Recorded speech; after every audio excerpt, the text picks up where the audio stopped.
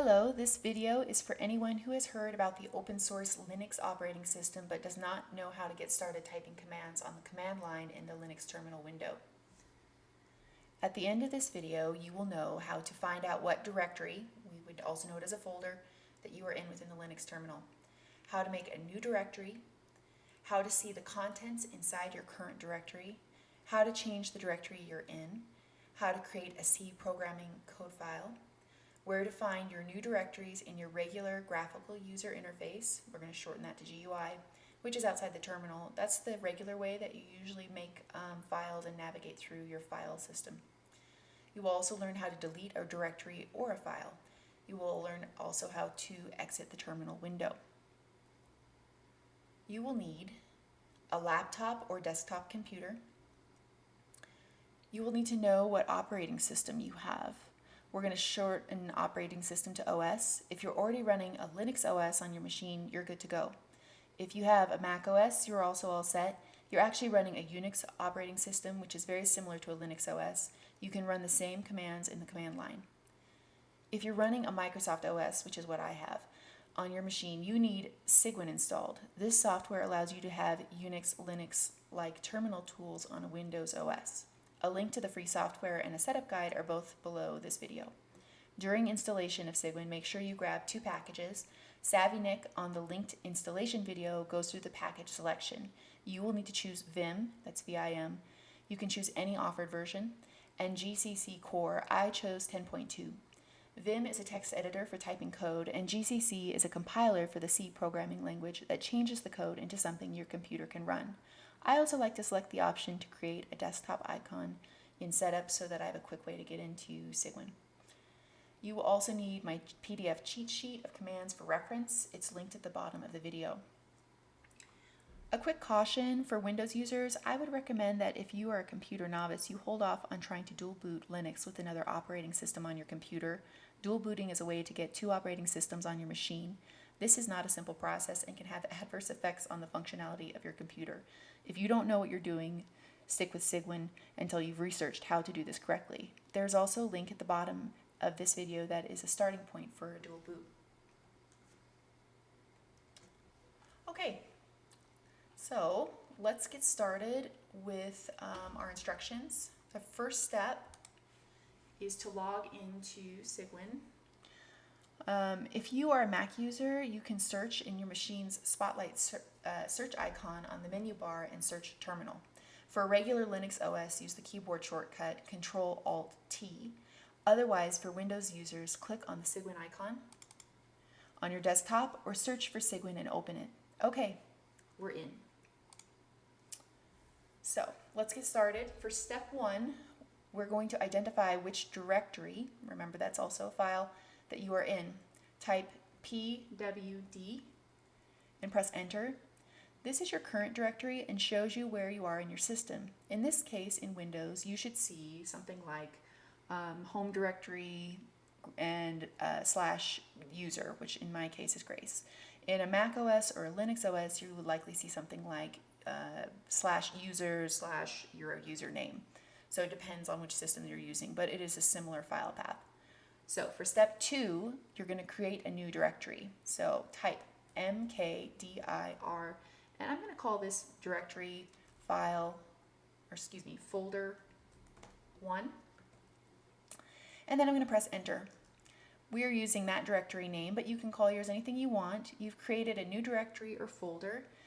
We want to view the contents inside our current directory, which is my username Grace. We want to see where that new folder is. So what we're going to do is type pwd and enter to verify that we're still in that directory. Yes, we are. And then we're going to press ls, and that is listing the contents of that directory. And you can see folder 1 is there, as well as any other folders you have within that home directory. All right, so next step, you're going to change which directory you're in. Let's get inside your new directory, folder 1. You could do that by typing cd, change directory, folder, space folder 1, and enter. Okay, I shouldn't have anything in this folder. I'm going to type ls, and yes, it's empty. However, I can verify that I am in this new directory by typing pwd again. And there you go. You can see the file path. There's home, there's user, and then folder 1, which I just created. All right, let's create a C file within folder 1. The first step is to type vim, and I'm going to call this C program my program. Helps when you spell it right. program1.c. Okay, and enter. I actually have just entered Vim, and Vim is the text editor.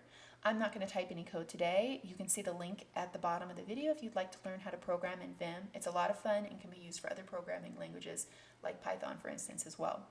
To exit Vim for now, I'm going to type :WQ, and that saves it and quits and goes back to my terminal window. Okay, you may be wondering why I had you download the package GCC during the Cygwin installation. GCC again is the compiler for C for Linux. If you're running a Mac or Unix OS, it is the compiler for CC is the compiler, and it's without the G. The compiler is there for you to use when you create your first C program, so that it can be the code you type can be made into something that your computer will understand and execute.